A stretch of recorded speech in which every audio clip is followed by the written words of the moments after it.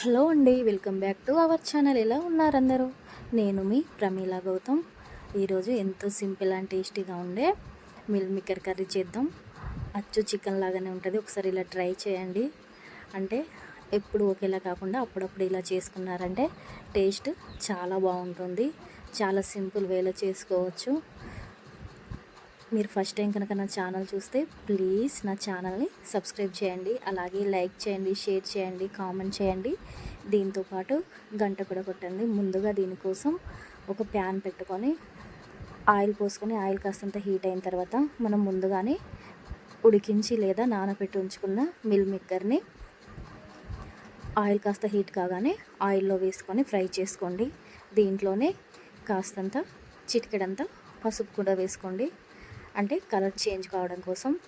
చాలా సింపుల్గా ఈజీగా ఉంటుంది ప్రాసెస్ మాత్రం. ఒకసారి నా ఛానల్లోకి వెళ్ళి చూడండి. అన్నీ సింపుల్ హోమ్ మేడ్ రెసిపీస్ ఉంటాయి. అన్నీ మరీ హెవీగా కాకుండా చాలా సింపుల్గా మనం ఇంట్లో చేసుకునే వాటిలాగానే ఫస్ట్ టైం చేసుకున్నంత ఈజీగా ఇలా ఫ్రై కాగానే వీటిని తీసి వేరొక బౌల్లో వేసుకొని అదే ఆయిల్లో ఇంకాస్తంత ఆయిల్ వేసుకొని పోపు వేసుకోండి. పోపు కోసం లవంగ, ఇలాచీ, సాజీర, గుండు మిరియాలు, అలాగే కాస్తంత కరివేపాకు వేసుకొని అవి కాస్తంత ఫ్రై కాగానే ముందుగా కట్ చేసి పెట్టుకున్న ఉల్లిగడ్డ ముక్కలు కూడా ఇందులో వేసుకోండి. ఇవి తొందరగా ఫ్రై కావడం కోసం కాస్తంత సాల్ట్ వేసుకోండి. అంటే ఆనియన్స్లో సాల్ట్ వేసుకోగానే అంటే అందులో ఉన్న వాటర్ అనేవి తొందరగా డ్రై అయిపోతాయి. ఇలా ఎంతమందికి తెలుసో కామెంట్ చేయండి. అది కాస్తంత ఫ్రై కాగానే దీంట్లోనే అల్లం వెల్లుల్లి పేస్ట్ లేదా అల్లం పౌడర్ వేసుకోండి. అలాగే సన్నగా తరిగి పెట్టుకున్న టమాటా ముక్కలు కూడా ఇందులో యాడ్ చేసి మళ్ళీ ఒకసారి మిక్స్ చేసుకొని ఒక 5 నిమిషాల పాటు మూత పెట్టుకోండి. సిమ్లో పెట్టేసుకొని 5 నిమిషాల తర్వాత మూత తీసుకొని మళ్ళీ ఒకసారి మిక్స్ చేసుకోండి.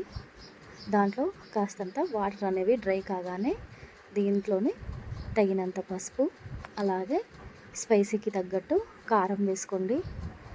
అంటే కారం అనేది అంటే పిల్లలు ఉంటే స్పైసీని బట్టి ఇంట్లో మనం ఎంత వాడతామో దాన్ని చూసి కారం వేసుకోండి. ఇలా వేసి మళ్ళీ ఇంకొకసారి కలుపుకొని తగినన్ని వాటర్ పోసుకోండి. మరీ ఎక్కువ హెవీగా కాకుండా నార్మల్గా చూస్తున్నారు కదా ఇలా. అంటే ఆనియన్స్, టమాటాలు వాటికి ఎంత సరిపడతాయో అంతే పోసుకొని మూత పెట్టుకోండి. మధ్యలో తీస్తూ కలుపుతూ ఉండండి.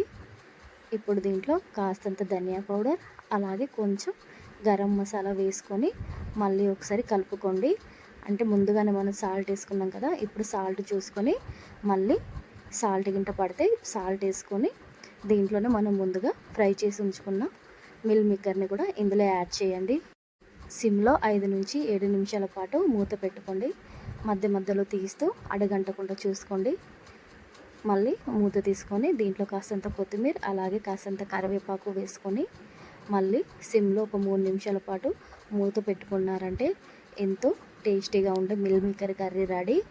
నా ప్రాసెస్ కనుక నచ్చితే ప్లీజ్ నా ఛానల్ని సబ్స్క్రైబ్ చేయండి. అలాగే లైక్ చేయండి, షేర్ చేయండి, కామెంట్ చేయండి. వీటితో పాటు గంట కూడా కొట్టండి. చాలా సింపుల్ రెసిపీస్ ఉంటాయి. ఒకసారి నా ఛానల్లోకి వెళ్ళి చూడండి. Thank you for watching. Please subscribe చేయండి.